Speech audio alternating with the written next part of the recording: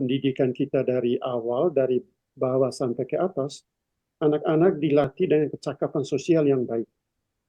Kecakapan sosial itu artinya dia dididik untuk membuka diri berpikir dari perspektif yang lain. Bukan hanya dari perspektif dirinya sendiri atau perspektif institusinya, tapi dari perspektif di luar dari yang lain.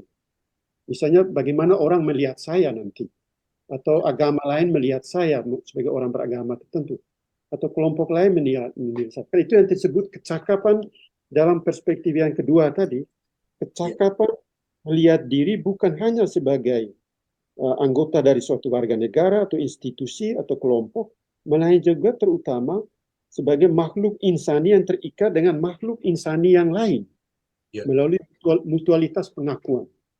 Artinya kecakapan melakukan ujian kritis terhadap diri itu penting, autokritik. Tapi yang kedua, kecakapan melihat diri dari perspektif orang lain yang melihat saya.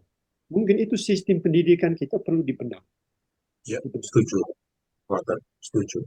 Makanya kita ketika membangun agama politik tidak terjebak ke dalam politik identitas.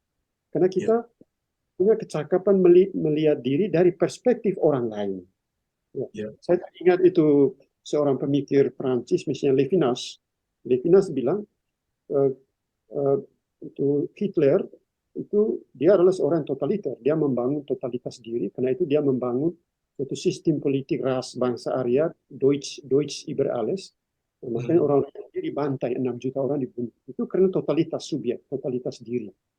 Maka Levinas melihat itu dan dia mengkritik bahwa kegagalan Hitler adalah dia tidak melihat dirinya diukur dari orang lain, dari yang lain.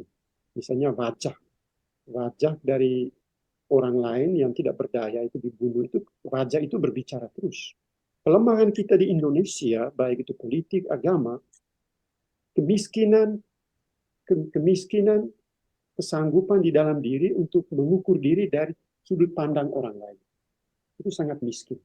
Disebut kemiskinan, ketiadaan kecakapan untuk mengukur diri dari perspektif orang lain. Kita hanya melihat diri dari perspektif kita saja. Baik dari institusi, struktur, itu suku, bangsa, itu sebenarnya kegagalan pengolahan kemanusiaan.